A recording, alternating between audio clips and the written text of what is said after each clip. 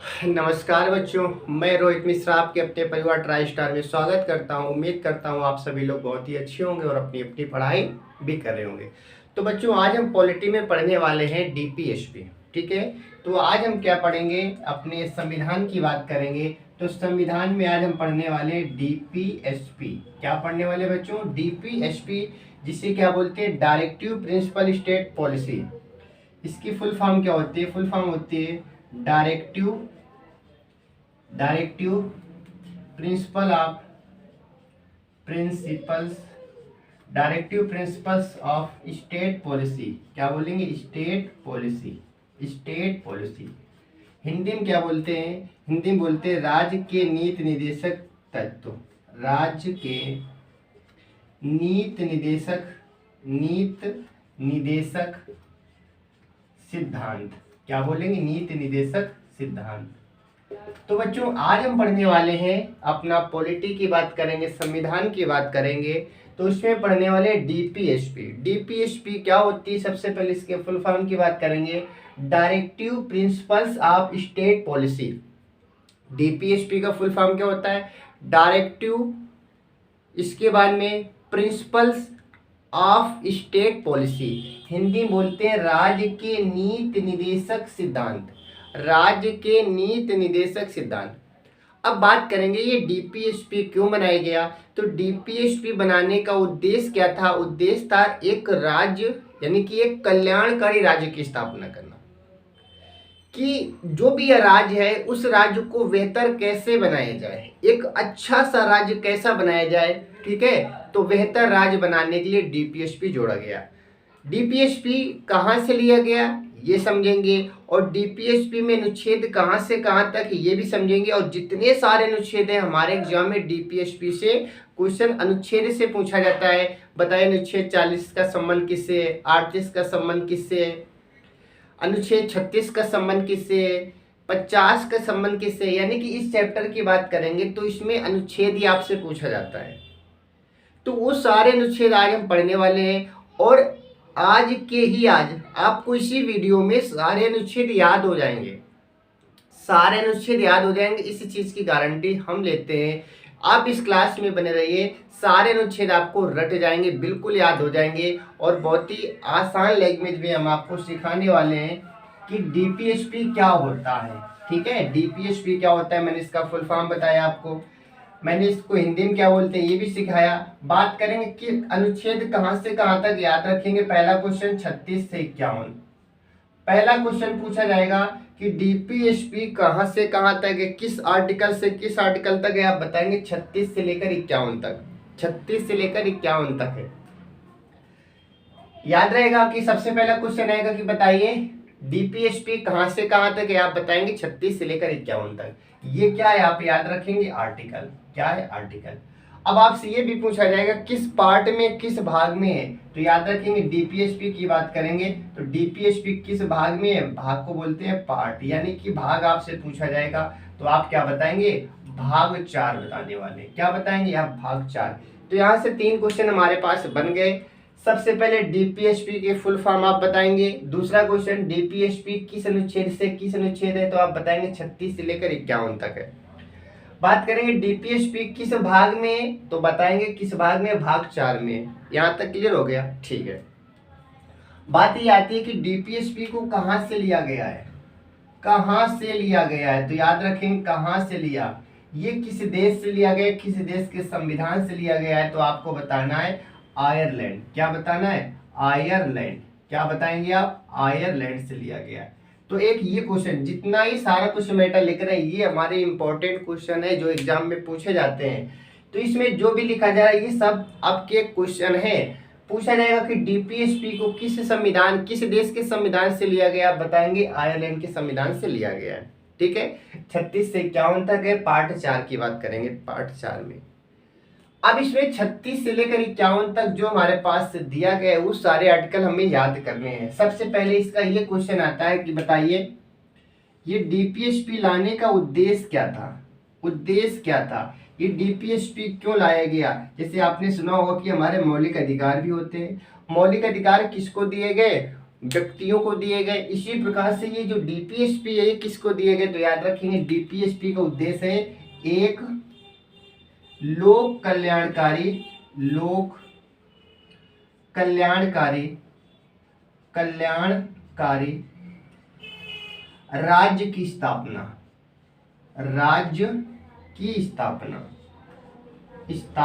करना। यानी कि डीपीएसपी लाने का उद्देश्य क्या था सरकार का, डीपीएसपी क्यों लेकर आई, क्योंकि हमें राज्यों को क्या करना है, क्योंकि हमें अपने देश, देखिए देश हमारा कल्याणकारी कब होगा, जब हमारा राज्य होगा। राज्य यानी कि छोटे स्तर से लेकर बड़े स्तर की ओर जाएंगे, जब सारी चीजें अच्छी होंगी, क्लियर होंगी, तो हमारे देश का भी क्या होगा, विकास होगा। तो भारत में जितने भी राज्य हैं, राज्य को एक लोक कल्याणकारी राज्य बनाना, तो राज्य को इसमें क्या दिया गया, राज्य को इसमें दिया गया है, विशेष पावर्टी दी गई है। तो राज्य के पास क्या क्या कर्तव्य है, केंद्र सरकार के द्वारा, केंद्र सरकार राज्य सरकार के बीच में किस प्रकार का रिलेशन रहेगा, वो सारी चीजें हमारे डीपीएसपी में दे रखी है। राज्य सरकार के पास में कौन कौन सी पावर्स होती है, राज्य सरकार हमारे हित में क्या सोचती है, राज्य सरकार हमारे लिए क्या क्या कर सकती है, ये सारी चीजें इसमें, हमें राज्य के द्वारा क्या मिलता है, ये सारी चीज इसमें हम पढ़ने वाले हैं। तो सबसे पहले इतना मैंने जो बताया, क्या ये चीज आपको समझ आ गई क्या, DPSP directive principle state of policy बोलेंगे।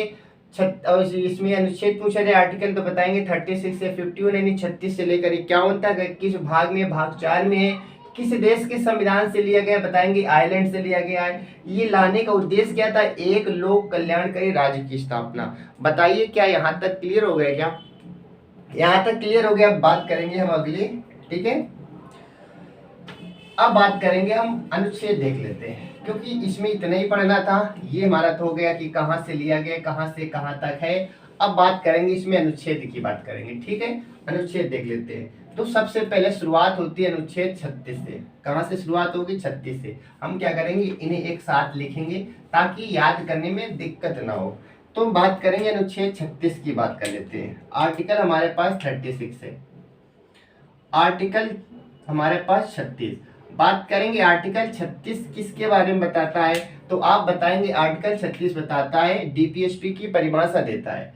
ये क्या करता है, ये डीपीएसपी की परिभाषा देता है, को परिभाषित करता है या परिभाषा देता है। याद रखेंगे कि 36 में अगर पूछा जाएगा आपसे कि 36 क्या लिखता है, यानी आर्टिकल 36 में क्या बताया गया, तो आर्टिकल 36 में डीपीएसपी की परिभाषा बताई गई है। क्या बताई गई, परिभाषा बताई गई, डेफिनेशन बताई गई, किसकी, डीपीएसपी की। तो 36 क्या है, डेफिनेशन ऑफ डीपीएसपी। तो राज्य के जो नीति निर्देशक सिद्धांत है, इनकी परिभाषा किस आर्टिकल में, तो आप बताएंगे आर्टिकल 36 में, ठीक है। ये पहला आर्टिकल हो गया। बात करेंगे आर्टिकल अगला हमारे पास क्या आएगा, आर्टिकल हम बात करेंगे 37 की। किसकी बात करेंगे, 37 की।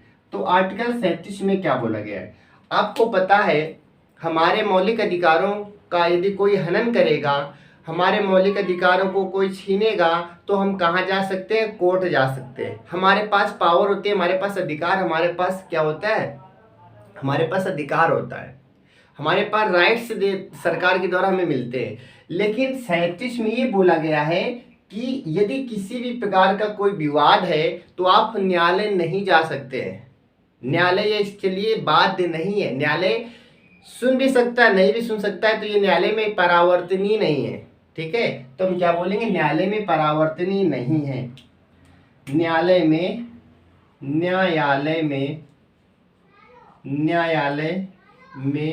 परावर्तनीय नहीं है। क्या नहीं है, परावर्तनीय नहीं है। याद रखेंगे, परावर्तनीय नहीं है। तो इसका मतलब हमें समझ आया कि परावर्तनीय का मतलब क्या होता है, ठीक है। तो परावर्तनीय नहीं है, तो इसका मतलब क्या, डीपीएसपी 36 में इसकी परिभाषा दी गई। 37 में कहा गया कि अगर डीपीएसपी से संबंधित कोई चीजें हमें न्यायालय जाना है तो न्यायालय जा तो सकते हैं, लेकिन इसके लिए न्यायालय बाध्य नहीं है। वो हमारी बात सुन भी सकता है, नहीं भी सुन सकता है। लेकिन यहीं पर बात करते थे मौलिक अधिकार की, तो मौलिक अधिकार के लिए हम हाई कोर्ट भी जा सकते हैं, सुप्रीम कोर्ट भी जा सकते हैं। हाई कोर्ट जाएंगे तो 226 आर्टिकल के तहत जाएंगे, और यदि हमें सुप्रीम कोर्ट जाना है तो 32 के तहत जाएंगे। यदि कोई हमारे मौलिक अधिकारों का हनन करता है तो हम उसके खिलाफ हाई कोर्ट भी जा सकते हैं, सुप्रीम कोर्ट भी जा सकते हैं, डिस्ट्रिक्ट कोर्ट भी जा सकते हैं।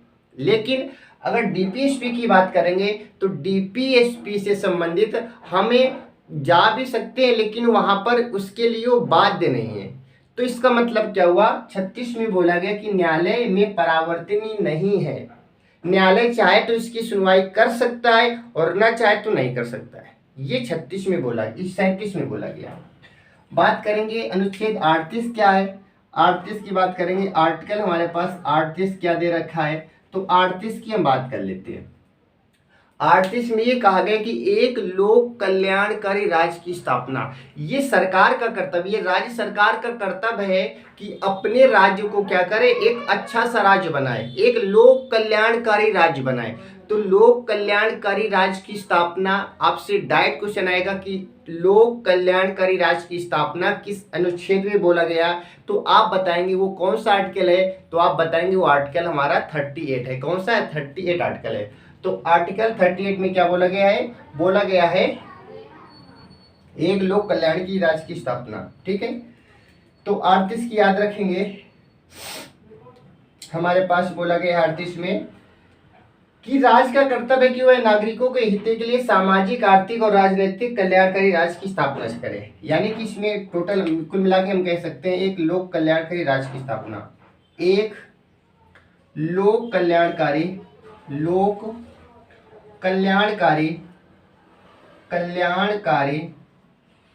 राज्य की स्थापना, राज्य की स्थापना। अब ये राज्य लोक कल्याणकारी कैसे होगा, एक राज्य को लोक कल्याणकारी बनाने के लिए क्या क्या होना चाहिए, वहां पर जो व्यक्ति रह रहे हैं तो वहां पर क्या करें, उनकी आर्थिक रूप से, सामाजिक रूप से,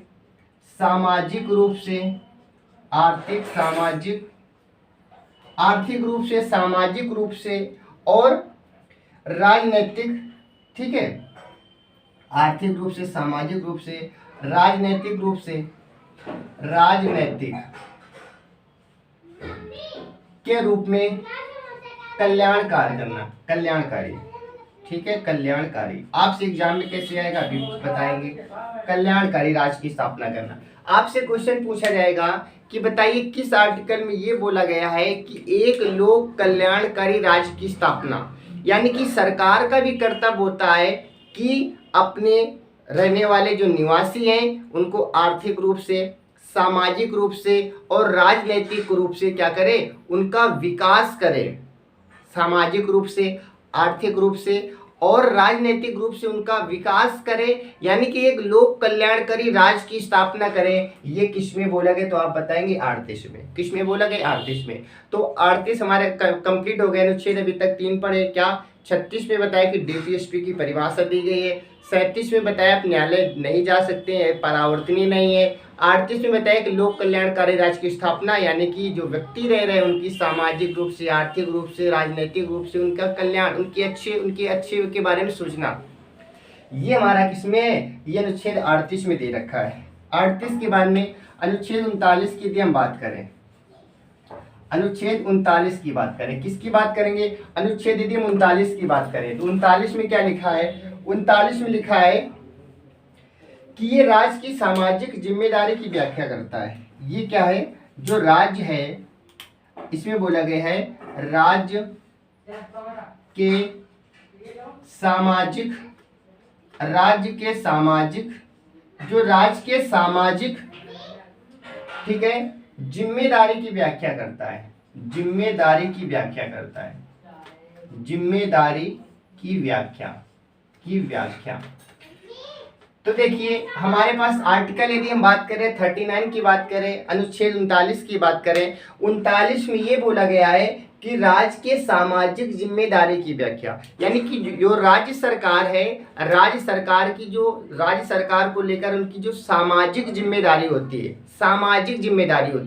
क्या क्या सामाजिक जिम्मेदारी होती है। जैसे समाज में अपने गवर्नमेंट की बात करें तो राज्य सरकार का कर्तव्य क्या है, हमारी सामाजिक जिम्मेदारी उनकी है। तो सामाजिक जिम्मेदारी में क्या है, हमें सारी चीज क्या कराए, उपलब्ध कराए। अब सारी चीज में क्या क्या उपलब्ध करा सकता है, जैसे बात करेंगे कि हमें पर्याप्त संसाधन उपलब्ध कराना, इसमें याद रखेंगे पर्याप्त संसाधन, पर्याप्त संसाधन, पर्याप्त संसाधन, क्योंकि एक राज्य को लोक कल्याणकारी राज्य बनाने के लिए जो सरकार की कर्तव्य है, तो सबसे पहले जो वहाँ के रह रहे निवासी उनको नौकरी मिले, उनको अपनी क्या मिले, एक जॉब मिले। तो जॉब मिलने के लिए आपको क्या करना पड़ेगा, आपको सबसे पहले संसाधन उपलब्ध कराने पड़ेंगे, राज्य में आपको संसाधन उपलब्ध कराने पड़ेंगे। तो पर्याप्त संसाधन होंगे तो क्या होगी, यहाँ पर लोगों को रोजगार मिलेगा। दूसरा पॉइंट क्या है, दूसरा पॉइंट है कि नागरिकों को सार्वजनिक संपत्ति एवं सेवाएं उपलब्ध कराना। यहाँ पर क्या है, नागरिकों को जो सार्वजनिक संपत्ति है, सार्वजनिक संपत्ति, सार्वजनिक संपत्ति, और साथ ही साथ सार्वजनिक संपत्ति के साथ में और क्या है, इसमें इनको सेवाएं, सेवाएं उपलब्ध कराना एवं सेवाएं उपलब्ध कराना। क्या कराना, सेवाएं उपलब्ध कराना। ये भी क्या राज्य सरकार का कर्तव्य है। तो इसमें राज्य सरकार का कर्तव्य क्या है, सबसे पहले जो उनके निवासी रह रहे हैं उनको पर्याप्त संसाधन उपलब्ध कराए जाएं, साथ ही साथ उनकी जो सार्वजनिक संपत्ति होती है, सार्वजनिक संपत्ति का मतलब क्या होती है, जो पब्लिक होती है, जो पब्लिक उनकी एसेस्ट होती है और उनकी जो सेवाएं होती है वो उपलब्ध कराना, ये भी राज्य सरकार का कर्तव्य होता है। अगला कर्तव्य क्या है, पुरुष एवं महिलाओं के समान कार्य के लिए समान वेतन। सबसे महत्वपूर्ण क्वेश्चन इसके लिए कि समान कार्य के लिए समान वेतन। इसमें एक बात ये बोली गई है कि समान कार्य के लिए समान वेतन, वो पुरुष हो या फिर स्त्री हो, पुरुष की बात करें या महिला की बात करें, इसमें बोला गया, ये कई बार एग्जाम में क्वेश्चन पूछा गया है, पुरुष व महिला के लिए समान कार्य के लिए, ठीक है, को समान कार्य के लिए समान वेतन, समान कार्य के लिए समान वेतन, क्या, समान वेतन। तो आर्टिकल 39 में एक बात और बोली गई जो कि सबसे इंपॉर्टेंट है, इसमें बोला गया है कि महिला हो या पुरुष हो, यदि वो समान रूप से कार्य कर रहा है तो उसकी सैलरी भी क्या होनी चाहिए, सेम होनी चाहिए। हालांकि ऐसा हमारे यहाँ नहीं होता है, महिलाओं को सैलरी कम दी जाती है, पुरुषों की सैलरी ज़्यादा दी जाती है, जबकि काम दोनों सेम करते हैं। जो एक महिला काम करती है, जो पुरुष काम करता है, दोनों की सैलरी सेम होनी चाहिए, वेतन सेम होना चाहिए, लेकिन ऐसा हमारे यहाँ नहीं होता है। लेकिन ये किस आर्टिकल में लिखा है, आपको याद रखना है, आर्टिकल 39 में लिखा है कि पुरुष हो या महिला हो, यदि एक सेम काम कर रहे हैं, दोनों एक जैसा काम कर रहे हैं, तो समान कार्य के लिए समान वेतन की बात इसमें बोली गई है कि दोनों की सैलरी कैसी होनी चाहिए, समान होनी चाहिए। ये किस आर्टिकल में लिखा है तो आप बताएंगे, आर्टिकल हमारे पास 39 लिखा है। कौन सा आर्टिकल है तो आप बताएंगे 39 लिखा है, ठीक है। और इसमें क्या बोला गया है, साथ ही साथ इसमें और चीजें बोली गई है क्या, तो इसमें बोला गया है, इसी में पॉइंट और लिखेंगे। अगला पॉइंट हमारे पास बोला गया इसमें कि और राज्य सरकार का कर्तव्य क्या बनता है, राज्य सरकार का कर्तव्य बनता है नागरिकों के स्वास्थ्य की देखभाल। जो नागरिक हैं तो नागरिकों की स्वास्थ्य की देखभाल करना भी क्या है, नागरिकों की स्वास्थ्य की देखभाल करना, स्वास्थ्य की देखभाल करना। तो राज्य सरकार का ये भी कर्तव्य है कि जो उनके राज्य में रह रहे निवासी उनके स्वास्थ्य की देखभाल करना, यानी कि जो हमारे हॉस्पिटल होते हैं, अच्छे से हॉस्पिटल, वहाँ पर डॉक्टर्स की यदि जरूरत है तो डॉक्टर्स को बढ़ाया जाए। ये सारी चीजें किसके, ये सरकार की कर्तव्य हैं। तो राज्य सरकार का अगला कर्तव्य इसमें बोला गया है कि राज्य सरकार का एक अगला कर्तव्य है, उसकी ड्यूटी बनती है कि नागरिकों की स्वास्थ्य की देखभाल करे, नागरिकों की स्वास्थ्य की देखभाल करे, ठीक है। इसके बाद में एक और बोला गया है कि बालकों को खुशनुमा माहौल प्रदान करना। अगला इसी में बोला गया है कि जो बालक होते हैं, जो हमारे छोटे भाई छोटे बच्चे होते हैं, उनके लिए बोला गया कि बालकों के लिए खुशनुमा माहौल बनाना, खुशनुमा माहौल बनाना। तो इसमें ये भी बोला गया कि राज्य सरकार का ये भी कर्तव्य है कि छोटे बच्चों के लिए क्या करे, छोटे बच्चों के लिए एक ऐसा माहौल क्रिएट करे, खुशनुमा होना चाहिए, यानी कि बच्चों को टेंशन फ्री कह सकते हैं। तो एक ऐसा पर्यावरण होना चाहिए, एक ऐसा वातावरण होना चाहिए, एक ऐसा प्लेस होना चाहिए तो जिसमें जो छोटे बच्चे, जो बालक हैं, उनके लिए खुशनुमा माहौल बन जाए। तो ये हमारे पास अनुच्छेद कौन सा, 39। तो अनुच्छेद 39 हमारे लिए बहुत महत्वपूर्ण बनता है। अनुच्छेद 39 में क्या क्या बोला गया है, अनुच्छेद 39 में ये बोला गया है कि जो राज्य में है, राज्य सरकार का कर्तव्य क्या है, उनके लिए अच्छे स्वास्थ्य की व्यवस्था करे, बालकों को खुशनुमा माहौल की व्यवस्था करे। साथ ही साथ उसमें ये बोला गया कि समान कार्य के लिए समान वेतन, महिला हो या पुरुष हो, समान कार्य के लिए समान वेतन की बात कही गई है। साथ ही साथ ये सब कर्तव्य है। यानी कि अनुच्छेद 39 आपसे डायरेक्ट पूछा जाएगा अनुच्छेद 39 का संबंध किससे, तो आप बताएंगे अनुच्छेद 39 का संबंध है कि राज्य सरकार की इसमें जिम्मेदारियां दी गई, राज्य सरकार की इसमें कर्तव्य दिए गए, और कर्तव्य क्या क्या हो सकते हैं ये सारी चीजें आप जानते हैं। आपको पता है कि आपके सीएम आपके लिए क्या क्या करते हैं, वो सारे कर्तव्य सरकार के होते हैं। ठीक है, आई होप आपको अनुच्छेद 36, 37, 38, 39 समझ आया होगा।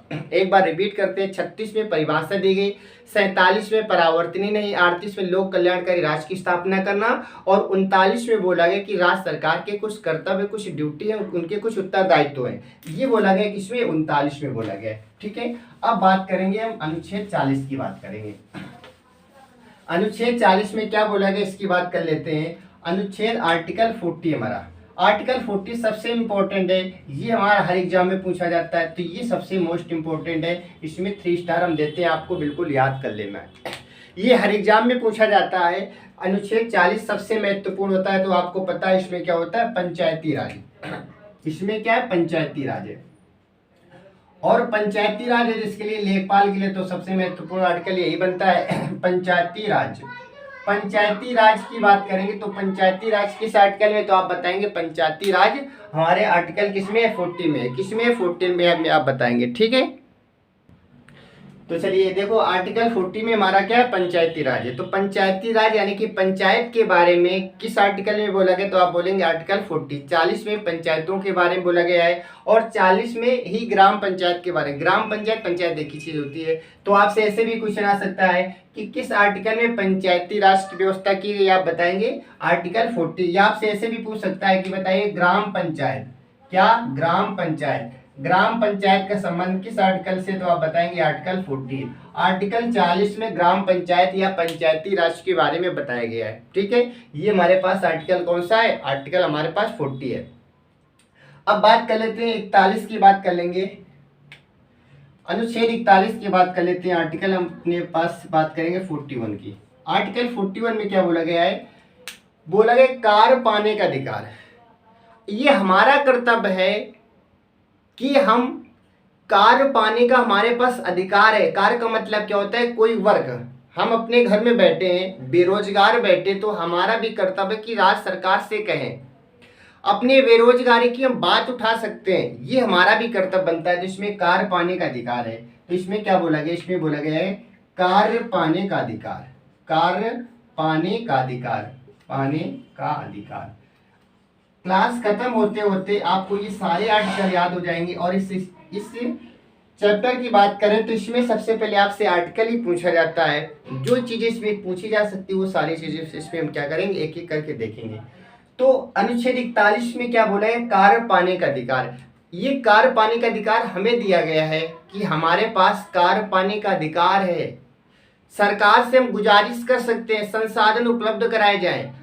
हम यहाँ तक कि अपने किसी भी हम बेरोजगार बैठे हैं, हमें अपना कोई रोजगार सृजन करना है, अपना रोजगार चलाना है, तो हमारे पास अधिकार है, सरकार से हम लोन ले सकते हैं, सरकार से ऋण ले सकते हैं किसी भी व्यवसाय के लिए, खेती के लिए, या फिर हम कोई अपना छोटा मोटा धंधा चलाना चाहते हैं तो उसके लिए भी हमारे पास अधिकार है। सरकार से हम क्या मांग सकते हैं, मदद मांग सकते हैं, लोन ले सकते हैं। इसी को बोलते हैं कार्य पाने का अधिकार है। तो आपके पास में अधिकार है। इसमें क्या क्या बोला गया है, तो इसमें बोला गया है कार्य पाने का अधिकार। आपको याद रखेंगे, अधिकार आप अच्छी तरीके से जानते हैं, आपके पास कितने अधिकार होते हैं सरकार के, किस टाइप से सरकार से आप मांग कर सकते हैं, ये अधिकार इसमें बोला गया 41 में। तो 40 में क्या है, पंचायती राज यानी कि ग्राम पंचायत के बारे में, 41 में कार्य पाने का अधिकार बोला गया है। 39 में क्या था, 39 में सरकार के कर्तव्य थे, 38 में लोक कल्याणकारी राज्य की स्थापना, 37 में न्यायालय में परावर्तनीय नहीं होगा, 36 में परिभाषा। आई होप आपको 36 से लेकर 41 तक आर्टिकल सारे याद हो गए होंगे। अब चलेंगे अगला आर्टिकल देखेंगे। आर्टिकल हमारे पास 42 है। तो बात करेंगे 41 में क्या बोला गया, आर्टिकल 42 में क्या बोला गया। 42 में बोला गया है कि कार्य करने की न्याय संगत एवं मानवीय दशाएं उपलब्ध कराना भी राज्य का कर्तव्य है। कार्य करने की न्याय संगत, बोला गया कार्य करने की न्याय संगत, कार्य करने की न्याय संगत, की न्याय संगत, ठीक है। तो इसमें बोला गया न्याय संगत, बात की गई न्याय संगत, न्याय संगत, इसमें बोला कार्य पाने का न्याय संगत, ये भी राष्ट्र का कर्तव्य है, ठीक है। और मानवीय दशाएं उपलब्ध कराना, साथ ही साथ मानवीय दशाएं, मानवीय जो दशाएं होती है उपलब्ध कराना, मानवीय दशाएं उपलब्ध कराना, ये भी सरकार का कर्तव्य है, उपलब्ध कराना। क्या होता है इसके बारे में समझ लेते हैं, ठीक है। और इसी में एक पॉइंट और याद रखेंगे, स्त्री प्रसूति की बात करें, महिलाओं के लिए स्त्री प्रसूति, स्त्री प्रसूति, स्त्री, ठीक है, प्रसूति, प्रसूति की बात करेंगे तो इसमें ये पॉइंट बोला गया है। तो याद रखेंगे अनुच्छेद 42 में क्या बोला गया, अनुच्छेद 42 में ये बोला गया है कि कार्य करने की न्याय संगत, कार्य करने की न्याय संगत, आपसे क्वेश्चन पूछा जाएगा कार्य करने की न्याय संगत किस आर्टिकल में, आप बताएंगे 42 में। और इसमें मानवीय जो दशाएं होती है, मानवीय यानी कि लोगों की जो क्रियाकलाप होती है, जैसे कोई महिला किसी कंपनी में काम कर रही है, या कोई महिला किसी स्कूल में पढ़ाती है, या कोई महिला किसी हॉस्पिटल में काम करती है, ठीक है, तो उसे छुट्टी दी जाएगी। स्त्री प्रसूति का मतलब होता है बच्चे को जन्म देने वाली कोई महिला होती है तो उससे जबरदस्ती आप काम नहीं करा सकते हैं, उसको आपको छुट्टी देना पड़ेगा। किसी महिला का, ठीक है, वो गर्भवती है, उसका बच्चा होना है, तो आप उससे जबरदस्ती अपने ऑफिस में, अपने अस्पताल में, अपने स्कूल में जबरदस्ती आप उससे काम नहीं करा सकते हैं। उसे आप प्रॉपर तरीके से छुट्टी देंगे, साथ ही साथ उसकी सैलरी भी देंगे। तो ये बोला गया किसमें, आर्टिकल 42 में। तो आर्टिकल 42 में किसी भी महिला से आप जबरदस्ती काम नहीं करा सकते हैं। कब, जब वो बच्ची को जन्म देने वाली हो सकती है, तो उसके पहले आपको 15 दिन, 1 महीने, जो भी एक टाइम टेबल होता है, आपको छुट्टी देना पड़ेगा। और साथ ही साथ उससे जबरदस्ती काम नहीं करा सकते, आपको सैलरी भी देनी पड़ेगी। ये किस आर्टिकल में लिखा है, 42 में लिखा है, ठीक है। तो आर्टिकल 42 आपको समझ आया। आर्टिकल 42 में क्या है, काम जो होगा एक न्याय संगत होगा, किसी के साथ में आप अन्याय नहीं कर सकते हैं। यानी उस महिला से आप जबरदस्ती काम कराएंगे तो एक तरह से वो मानवीय दशाएं में आ जाएगी, उसका आप शोषण कर रहे हैं, तो आप उसका शोषण नहीं कर सकते हैं, आप उसके साथ में अन्याय नहीं कर सकते हैं। ये 42 में बोला गया है, यही होता है स्त्री प्रसूति, यानी कि उसे छुट्टी आपको देना ही पड़ेगा। समझ आया। वो किसी भी विभाग में हो, गवर्नमेंट हो, प्राइवेट हो, कहीं पर भी हो, ये सब पर लागू होता है। ये था हमारा आर्टिकल 42। आई होप आपको 42 समझ आया होगा। तो 40 में क्या था, पंचायती राज यानी ग्राम पंचायत के बारे में। 41 में बोला है कार्य पाने का अधिकार है आपके पास में। 42 में बोला गया कि काम कैसा होना चाहिए, न्याय संगत होना चाहिए। कार्य कैसा होना चाहिए, न्याय संगत होना चाहिए। ये था हमारा आर्टिकल 42। अब बात करेंगे हम आर्टिकल 43 की बात कर लेते हैं। 43 में क्या बोला गया है, आर्टिकल अनुच्छेद 43 की बात करेंगे। इसके बाद में लास्ट में क्विक रिवीजन करेंगे, सारे आर्टिकल देख लेंगे और क्लास में याद हो जाएंगे उस चीज की, तो आपको टेंशन बिल्कुल भी नहीं लेनी है। आर्टिकल हम 43 की बात करें, 43 में बोला है कार्य के लिए न्यूनतम मजदूरी प्रदान करना राज्य का कर्तव्य है। काम के लिए, कार्य के लिए न्यूनतम मजदूरी, न्यूनतम मजदूरी, ठीक है, कार्य के लिए न्यूनतम मजदूरी देना, काम के लिए मजदूरी देना। यानी कि ये भी कर्तव्य किसका, ये सरकार का कर्तव्य है कि कोई व्यक्ति यदि काम कर रहा है तो उससे आपको सैलरी देनी पड़ेगी। यानी किसी भी व्यक्ति से आप जबरदस्ती काम नहीं करवा सकते। यदि कोई काम करवाया गया है तो आपको उसे पैसा देना पड़ेगा, वो भले प्राइवेट कोई क्यों ना हो।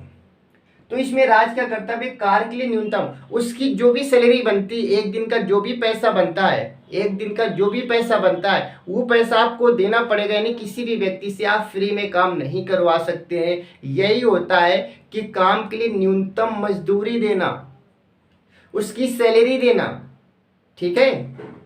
तो ये किसमें, आर्टिकल हमारे 43 में है, ठीक है। और साप्ताहिक अवकाश इसमें बोला गया है। क्या बोला गया, साप्ताहिक अवकाश। साप्ताहिक का मतलब होता है एक सप्ताह में छुट्टी आपको देना ही पड़ेगा, साप्ताहिक अवकाश।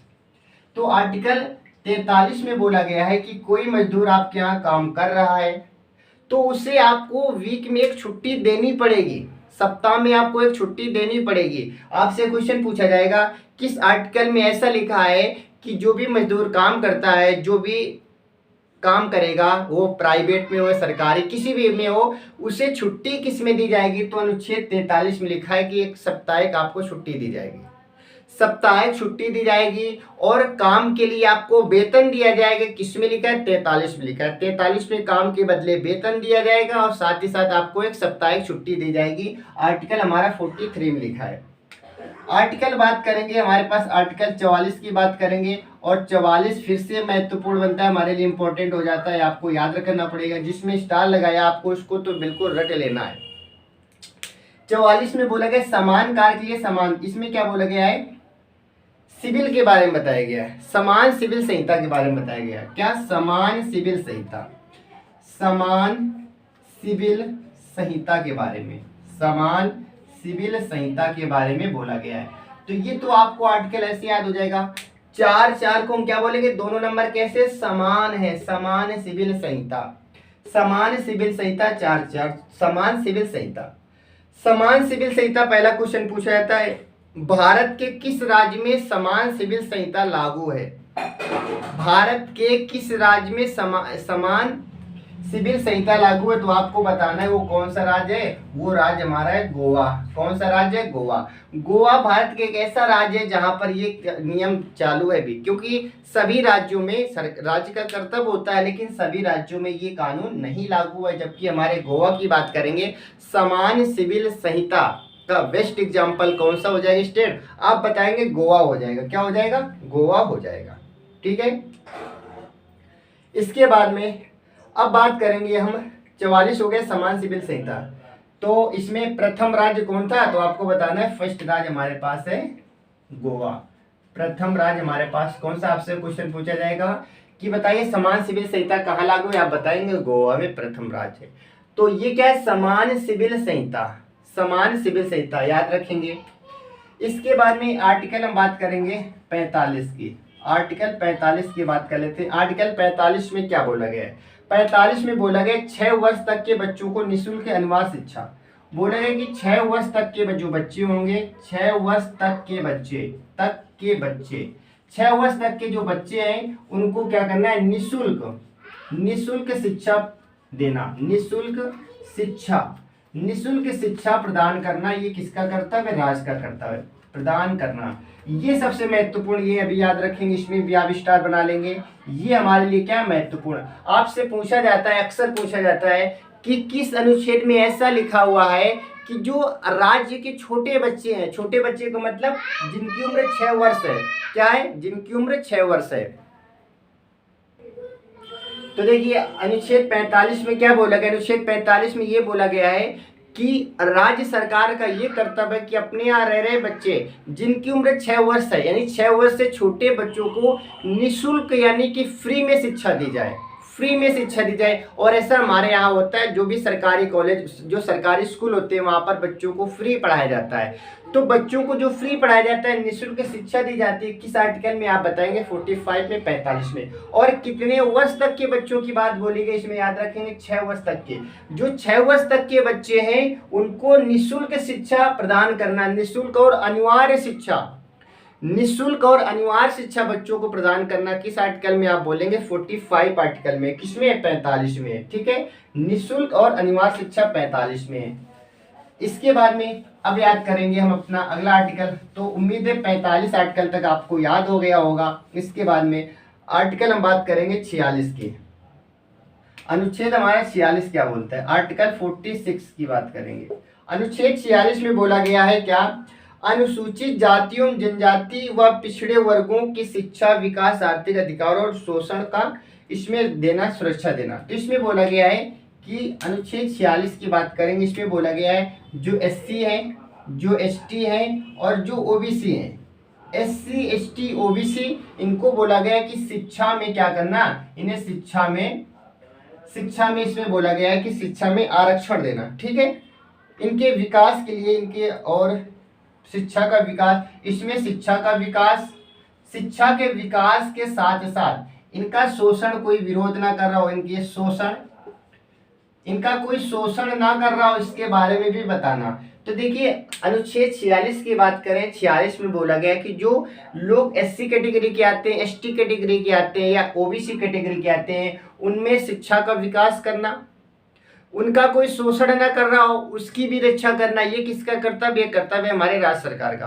अनुच्छेद 46 में ये बोला गया है कि राज्य सरकार का ये कर्तव्य है कि उनके यहाँ रह रहे एससी, एससी का मतलब होता है अनुसूचित जाति, एसटी का मतलब अनुसूचित जनजाति, और ओबीसी का मतलब होता है बैकवर्ड जो होते हैं, अन्य पिछड़े वर्ग जो होते हैं, इनको शिक्षा प्रदान करना और साथ ही साथ इनकी सेफ्टी करना, इनका कोई शोषण ना कर रहा हो, इनकी रक्षा करना भी किसका कर्तव्य होता है? राज्य सरकार का कर्तव्य होता है। ऐसा किस आर्टिकल में बोला गया? 46 में बोला गया। किस में बोला गया? 46 में। अब हम बात कर लेते हैं, 46 समझ को आपको आ गया होगा। अब हम बात कर लेते हैं, एक बार क्विक रिवीजन करते हैं, इसके बाद में जो आर्टिकल हमारे शेष बचे उनको भी देखेंगे। आपको बताना है, सबसे पहले मैंने आपको बताया 36 में बताया कि परिभाषा दी गई है। 37 में क्या बताया कि आप न्यायालय नहीं जा सकते हैं। 38 में मैंने आपको क्या बताया कि लोक कल्याणकारी राष्ट्र की स्थापना करना। 39 में बताया कि राज्य सरकार के कर्तव्य बताए गए। 40 में ग्राम पंचायत के बारे में बताया गया। 41 में क्या बताया गया? 41 में बताया गया स्त्री प्रसूति के बारे में बताया गया। ठीक है, 41 में क्या बताया गया था? कार पाने का अधिकार। 41 में कार पाने का अधिकार। 42 में स्त्री प्रसूति के बारे में, यानी कि काम न्याय संगत होना चाहिए। और इसके बाद में 43 में मैंने क्या बताया था? 43 में बताया था, 43 की बात करेंगे न्यूनतम मजदूरी के बारे में। 44 में बताया कि समान सिविल संहिता के बारे में। 45 में क्या मैंने बताया? 45 में बताया कि 6 वर्ष तक के बच्चों को निःशुल्क और अनिवार्य शिक्षा देना। और 46 की बात करें, 46 अभी मैंने बताया एससी, एसटी, ओबीसी के बारे में। बताइए क्या ये सारे आर्टिकल याद हो गए क्या? बिल्कुल आपको भी ऐसे याद हो जाएंगे। आप केवल एक बार इसे देख लीजिए, सारे आर्टिकल आपको क्या होंगे? बिल्कुल अभी क्लास में ही याद हो जाएंगे। और ये डीपीएसपी, इसके बाद में अनुच्छेद अपना 46 कंप्लीट हो जाता है। अनुच्छेद आर्टिकल 47 की बात करेंगे। आर्टिकल 47 क्या है? आर्टिकल 47 में है, राज्य चाहे तो किसी खाद्य एवं पेय पदार्थों पर प्रतिबंध कर सकता है स्वास्थ्य के विकास के लिए। यानी कि जैसे आपने सुना होगा बिहार में दारू बंदी हो गई थी, शराब को यहाँ पर क्या प्रतिबंध किया गया था। तो सरकार है किस अनुच्छेद के तहत दारू को बंद करती है, यानी कि वाइन को किस आर्टिकल के तहत से प्रतिबंधित किया जाता है? आपसे डायरेक्ट क्वेश्चन पूछा जाता है। तो शराब को किस अनुच्छेद के तहत बंद किया जाता है? 47 के तहत। आर्टिकल 47 में ऐसा लिखा है कि राज्य चाहे तो अपने यहाँ पर वाइन यानी कि शराब को पूरी तरह से प्रतिबंधित कर सकती है। शराब को छोड़ो, जो भी हमारे स्वास्थ्य के हिसाब से यानी स्वास्थ्य के लिए हानिकारक पदार्थ होंगे उन सबको राज्य सरकार क्या कर सकती है? प्रतिबंधित कर सकती है। तो अनुच्छेद 47 में ऐसा ही लिखा है कि स्वास्थ्य को हानि ना हो इसके लिए वो क्या करेगी? उसके लिए जो खाद्य पदार्थ हो या पेय पदार्थ हो, दोनों को क्या कर सकती है? बंद कर सकती है। खाद्य पदार्थ की बात करें, खाद्य पदार्थ या पेय पदार्थ, खाद्य पदार्थ या पेय पदार्थ को क्या करेगी? ये प्रतिबंधित कर सकती है, प्रतिबंधित कर सकती है। तो अनुच्छेद 47 में ऐसा लिखा है कि राज्य सरकार चाहे तो, ये डिपेंड करता है राज्य सरकार पर। जैसे अपने यूपी में नहीं बंद है क्योंकि राज्य सरकार नहीं चाहती। यदि योगी जी चाहिए तो यहाँ पर क्या होगा? पूरी तरह से बंद हो जाएगा। ये राज्य पर डिपेंड करता है। राज्य चाहे तो अपने यहाँ प्रतिबंधित कर सकती है, राज्य नहीं चाहे तो नहीं कर सकती है। जैसे बिहार में वहाँ के सीएम ने चाहा तो अपना बंद करा दिया। तो ये पूरी तरह से डिपेंड करता है राज्य सरकार पर। 47 में ऐसा ही बोला गया। 47 को आप 47 के नाम से ही पता चला होगा, 47 स्वास्थ्य। 47 में किसके बारे में ध्यान दिया गया? स्वास्थ्य के बारे में। यानी कि स्वास्थ्य को हानि हो रही यदि, तो वो खाद्य पदार्थ में, पेय पदार्थ में प्रतिबंध लगाया जा सकता है। ऐसा किस आर्टिकल में लिखा है? आप कहेंगे 47। अनुच्छेद 47 में क्या? स्वास्थ्य के प्रति हानिकारक जो भी पदार्थ होगा, वो खाद्य पदार्थ हो या पेय पदार्थ हो, राज्य सरकार इस पर एक्शन ले सकती है, उसको बंद कर सकती है। ये किस आर्टिकल में लिखा है? तो आप बताएंगे आर्टिकल 47 में लिखा है। ठीक है, आर्टिकल 47 में ऐसा बोला गया है। आर्टिकल 47 के बाद में हम बात करेंगे आर्टिकल 48 की बात करेंगे। 47 के बाद क्या आता है? अपना 48 आता है। 48 में बोला गया, ये भी हमारे लिए महत्वपूर्ण है, याद रखेंगे। 48 भी हमारे लिए क्या महत्वपूर्ण है? इसमें क्या? कृषि पशुपालन के बारे में बताया गया है। इसमें बताया गया कृषि पशुपालन के बारे में। कृषि पशुपालन, इसमें बोला गया कृषि की बात करें, पशुपालन की बात करें, कृषि पशुपालन की बात करें, तो इसमें बोला गया कृषि पशुपालन। ठीक है, एवं वैज्ञानिक प्रणाली का विकास, एवं वैज्ञानिक प्रणाली, जिसमें बोला गया है कि जो वैज्ञानिक प्रणाली होती है, क्या इसमें बोला गया कि राज्य सरकार का ये भी कर्तव्य बनता है, 48 की बात कर रहे हैं, 40 अनुच्छेद 48 में क्या लिखा है, राज्य सरकार का कर्तव्य है कि अपने यहाँ कृषि, अपने यहाँ पशुपालन और उनसे संबंधित वैज्ञानिक प्रणाली का प्रयोग करे। यानी कि राज्य में क्या करे, जो किसान भाई हैं, जो पशुपालन है, जो पशु पालते हैं, जो कृषि करते हैं, उन्हें समय समय पर जानकारी देना कि आपको किस प्रकार की फसल बोनी है, आपको कौन सी खाद लगानी है, तो समय समय पर उनकी जानकारी, साथ ही साथ उनकी क्या करना, वैज्ञानिक प्रणाली, यानी कि वैज्ञानिक प्रणाली के हिसाब से क्या करना, उस खेती के बारे में सोचना, किस प्रकार की मिट्टी है, उस मिट्टी में कौन सी अच्छी फसल होगी, ये किसान को बताना। ये किसका कर्तव्य होता है, ये कर्तव्य होता है राज्य सरकार का। तो किस आर्टिकल में, तो आप बताएंगे 48 में, किसमें, 48 में आप बताएंगे। और 48 का ये सबसे महत्वपूर्ण है, इससे भी हमारा इंपॉर्टेंट क्या है, तो आप कहेंगे 48 का ए। आर्टिकल हमारे पास 48 का ए की बात करेंगे, ये सबसे ज्यादा आपसे पूछा जाता है। और इसमें क्या, पर्यावरण के बारे में, किसके बारे में, पर्यावरण सुरक्षा के बारे में आपसे क्वेश्चन डायरेक्ट पूछा जाएगा। पर्यावरण सुरक्षा किस अनुच्छेद में लिखा है, आप बताएंगे 48 का ए। 48 के में ये बोला गया है कि राज्य सरकार का कर्तव्य है कि अपने यहाँ इन्वायरमेंट जो होता है, पर्यावरण होता है, इसको बिल्कुल स्वच्छ रखे, शुद्ध रखे। यानी कि किसी भी प्रकार की यहाँ पर हमें अशुद्धता नहीं देखनी है, अस्वच्छता नहीं देखनी है, यानी अपने पर्यावरण को स्वच्छ रखना है। ये किस में बोला गया, 48 ए में बोला गया है। 48 से याद रखेंगे, सबसे महत्वपूर्ण हमारे पास आर्टिकल है। 48 के में बोला गया पर्यावरण की सुरक्षा के बारे में, पर्यावरण को आपको प्रोटेक्शन करना है।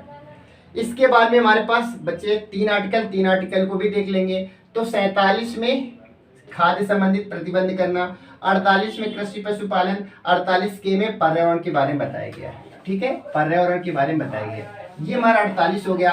बात करेंगे 49 की, तो 49 भी हमारे लिए महत्वपूर्ण, याद रखेंगे। अनुच्छेद बात करेंगे 49 की। 49 की बात करेंगे, ये भी हमारे लिए क्या महत्वपूर्ण बनता है। इसमें क्या बोला गया, इसमें बोला गया जो राष्ट्रीय स्मारक होते हैं, जो हमारे राष्ट्रीय स्मारक होते हैं उनके बारे में बताया गया है। राष्ट्रीय स्मारक आप जानते होंगे, जो बात करेंगे राष्ट्रीय स्मारक, जो हमारे राष्ट्रीय स्मारक होते हैं, कोई भी हमारा जो विश्व धरोहर सूची में शामिल है या फिर हमारे यहाँ जो ऐतिहासिक स्थल है, उनकी रक्षा करना भी सरकार का कर्तव्य है। उनकी रक्षा करना भी किसका कर्तव्य है, सरकार का। ये क्या होता है, राष्ट्रीय स्मारक होता है, याद रहेगा। तो राष्ट्रीय स्मारक का प्रोटेक्शन करना ये भी किसका कर्तव्य होता है, आप कहेंगे राज्य सरकार का कर्तव्य होता है। इसके बाद में आर्टिकल हम बात करेंगे 50 की, किसकी बात करेंगे, अनुच्छेद हम 50 की बात करेंगे। अनुच्छेद 50 में क्या लिखा है, 50 में बोला गया है कार्यपालिका न्यायपालिका का पृथक्करण, कार्यपालिका एवं न्यायपालिका, कार्यपालिका एवं न्यायपालिका का पृथक्करण, न्यायपालिका का पृथक्करण, न्यायपालिका का पृथक्करण। तो याद रखेंगे, बोला गया है किसमें, अनुच्छेद 50 में बोला गया है कि जो कार्यपालिका, आपको पता है हमारे यहाँ कार्यपालिका भी होती है, न्यायपालिका भी होती है। कार्यपालिका न्यायपालिका, कार्यपालिका ये इंपॉर्टेंट है, याद रखेंगे आर्टिकल। कार्यपालिका न्यायपालिका का पृथक्करण का मतलब होता है अलग करने का। तो इसमें न्यायपालिका और कार्यपालिका को अलग किस आर्टिकल के तहत किया गया, आप बताएंगे 40, किसमें 50 के तहत, किसके 50 के तहत। तो याद रखेंगे, ये भी आपका कैसा है, इंपॉर्टेंट आर्टिकल बनता है। तो अनुच्छेद 50 में क्या है, कार्यपालिका और न्यायपालिका का पृथक्करण करना, दोनों को अलग करना है। एक लास्ट हमारा आर्टिकल बचता है, इसके बाद में ये हमारा टॉपिक कंप्लीट हो जाता है। और एक बार इसका रिवीजन करेंगे। 51 बोला गया है कि आंतरिक एवं बाहरी शांति को कायम रखना। इसमें बोला गया कि जो आंतरिक होती है, आंतरिक की बात करें एवं बाहरी की बात करें, आंतरिक एवं बाहरी जो हमारे पास क्या होती है, शांति को कायम रखना। किसको, शांति को कायम रखना। बात करेंगे इसमें कायम करने का मतलब क्या है, अंतरराष्ट्रीय हो या राष्ट्रीय हो, यानी अपने देश की बात करें या विदेश की बात करें, हमें किसी भी प्रकार का दंगा नहीं करना है। एक राज्य दूसरे राज्य के साथ में ना लड़े, एक राज्य दूसरे देश के साथ ना लड़े, ये भी कर्तव्य किसका होता है? राज्य सरकार का होता है। इसमें बोला गया कि आंतरिक एवं बाहरी, आंतरिक का मतलब अपने अंदर, अपने यहाँ पर, बाहरी का मतलब किसी दूसरे देश के साथ, किसी दूसरे राज्य के साथ में हमें शांति बनाकर रखनी है। हमें किसी के साथ में क्या नहीं करना है? उसके विरोध में नहीं जाना है, हमें शांति बरकरार रखनी है। तो याद रखेंगे, ये हमारा किसमें लिखा है? 51 में लिखा है। इस प्रकार से डीपीएसपी की बात करें, directive principle of state policy की बात करें, तो ये हमारा कंप्लीट हो जाता है। इसमें आपसे डायरेक्ट आर्टिकल पूछा जाएगा, ठीक है। तो एक बार क्या करेंगे, इसे 2 मिनट में इसका रिवीजन करेंगे, इसके बाद में ये हमारा टॉपिक क्या होता है? कंप्लीट हो जाएगा, ठीक है। तो आइए इसका हम क्या करते हैं, 2 मिनट में इसका रिवीजन कर लेते हैं और हमारे पूरी तरह से टॉपिक क्या हो गया? कंप्लीट हो गया। तो चलिए, सबसे पहले मैंने बताया था डीपीएसपी का फुल फॉर्म आप बताएंगे, डायरेक्टिव प्रिंसिपल, ठीक है, directive principle state policy, directive principle of state policy, Hindi में बोलते हैं राज्य के नीति निर्देशक सिद्धांत।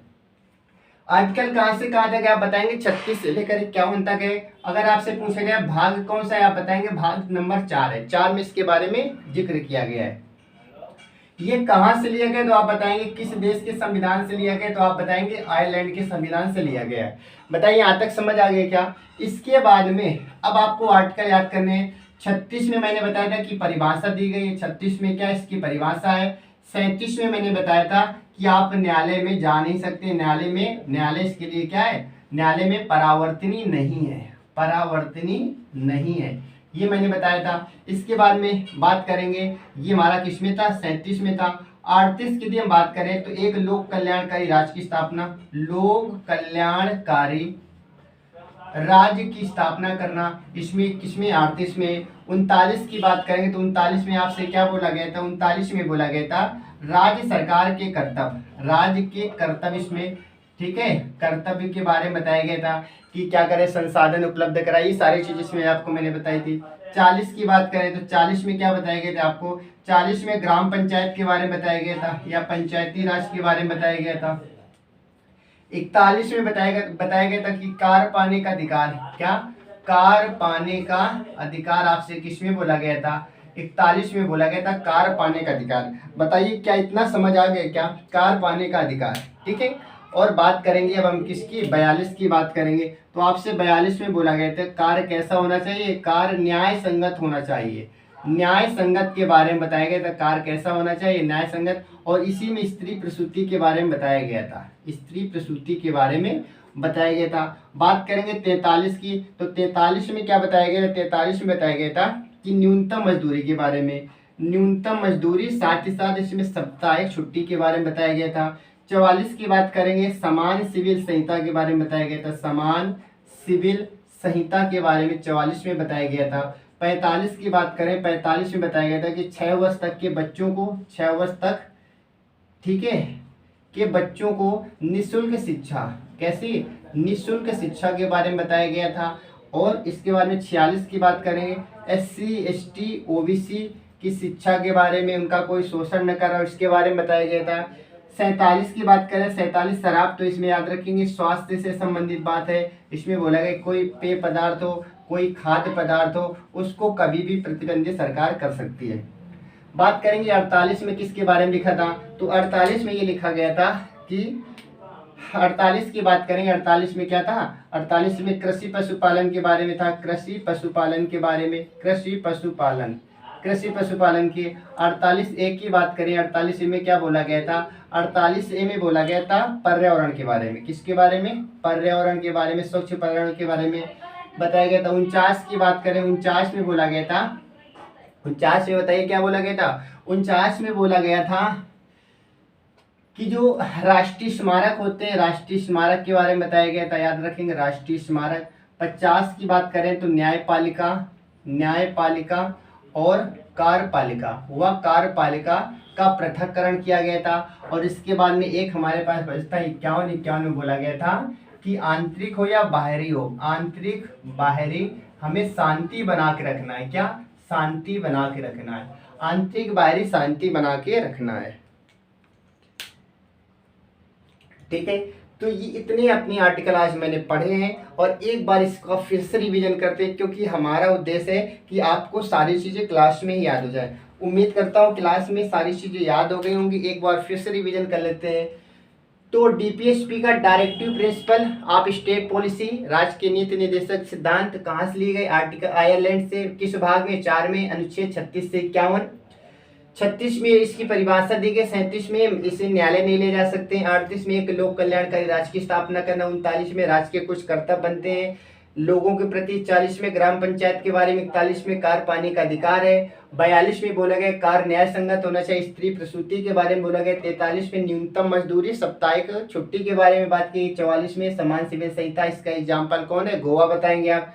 45 में बोला गया 6 वर्ष तक के बच्चों को निःशुल्क शिक्षा दी जाएगी।